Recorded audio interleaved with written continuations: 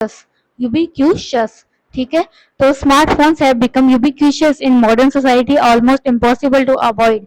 मतलब कि स्मार्टफोन्स, आजकल स्मार्टफोन्स हर जगह हैं, बच्चों के हाथ से लेकर बुजुर्ग तक, अब इनको रोकना मुश्किल है, ठीक है। और ग्रामर टिप्स में आपको अगर इसमें ग्रामर टिप दूं तो often used as an adjective before nouns like ubiquitous presence और यूबिक्यूशियस टेक्नोलॉजी।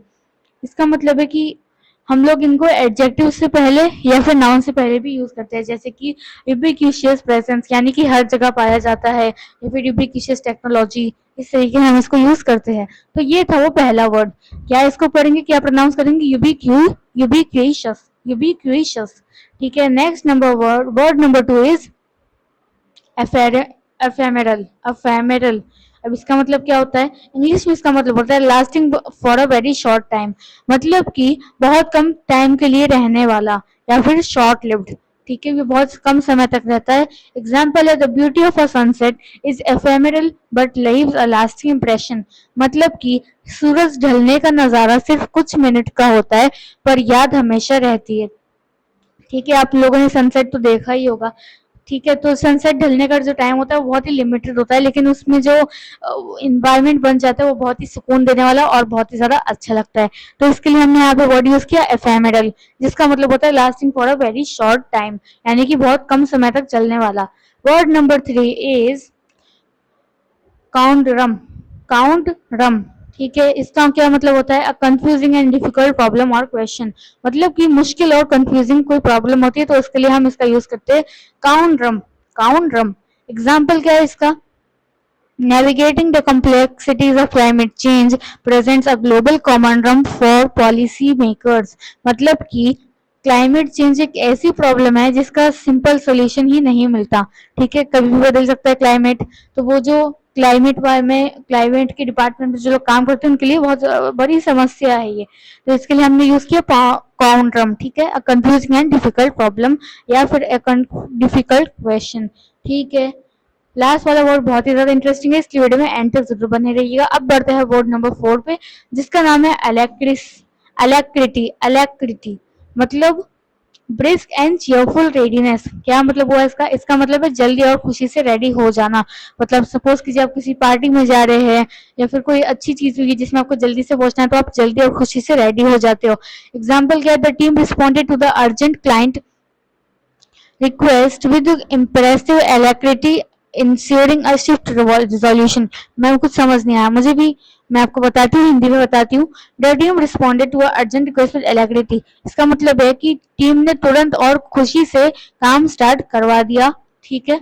उन्हें बहुत, और किसी को ऑर्डर मिला होगा मान लो, तो उन्हें बहुत ज्यादा खुशी हुई, इसलिए उन्होंने तुरंत और खुशी से ऑर्डर का जो काम था वो उन्होंने करवा दिया, ठीक है। वर्ड नंबर 5 पे आ जाते हैं। अब वर्ड नंबर 5 और सबसे इंटरेस्टिंग वर्ड और मेरा भी फेवरेट वर्ड जो है वो है एसोटेरिक, एसोटेरिक। इसका क्या मतलब होता है? थोड़ा सा लंबा मतलब है, बताती हूँ अभी। intended for or likely to be understood by only a small number of people with specialized knowledge or interest, मतलब कि पुराने ग्रंथ के सिंबल्स सिर्फ स्कॉलर समझ पाते हैं, आम आदमी नहीं, ठीक है।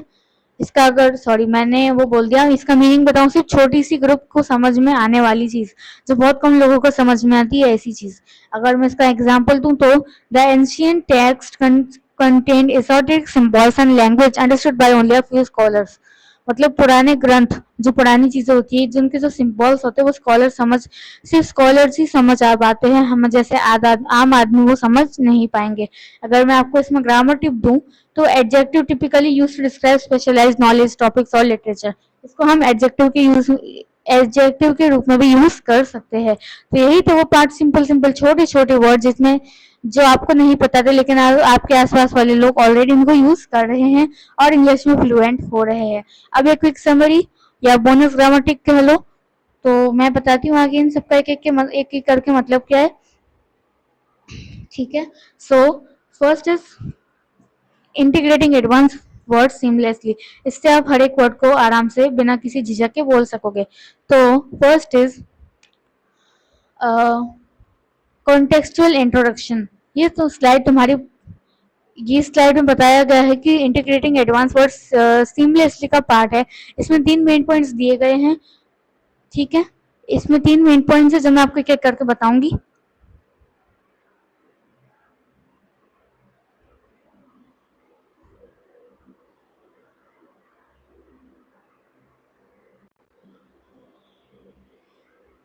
अब बारी आती है क्विक रिकैप की भी, हमने अभी तक क्या पढ़ा उसका एक छोटा सा रिकैप देख लेते हैं। तो हमने सबसे पहले वर्ड पढ़ा था यूबिक्विशियस। यूबिक्विशियस का क्या मतलब होता है? एवरीवेयर, ठीक है, हर जगह होता है, या फिर वाइड स्प्रेड यानी कि बहुत दूर तक फैला हुआ। नेक्स्ट हमने पढ़ा इफेमेरल। इफेमेरल का क्या मतलब हुआ? हमने एग्जाम्पल लिखा था सनसेट का। इसका शॉर्ट मीनिंग है शॉर्ट लिव्ड, यानी बहुत कम समय तक रहने वाला।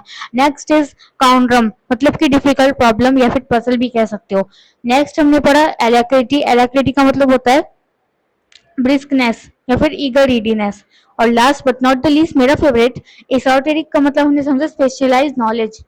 बहुत कम लोग जिस वर्ड को समझ सके, यानी कि हर कोई उस बात को समझ ना सके, उसका मतलब होता है एसोटेरिक। बहुत ही कम लोगों को बात समझ में आए। So that's all for today.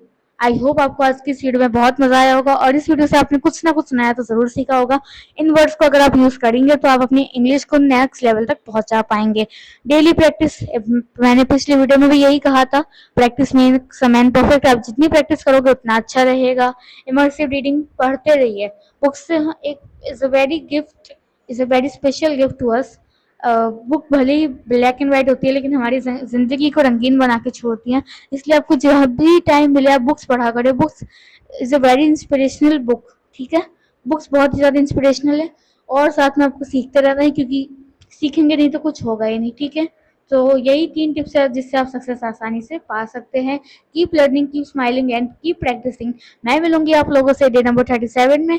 Till then take care and bye bye. See you all in the next video soon.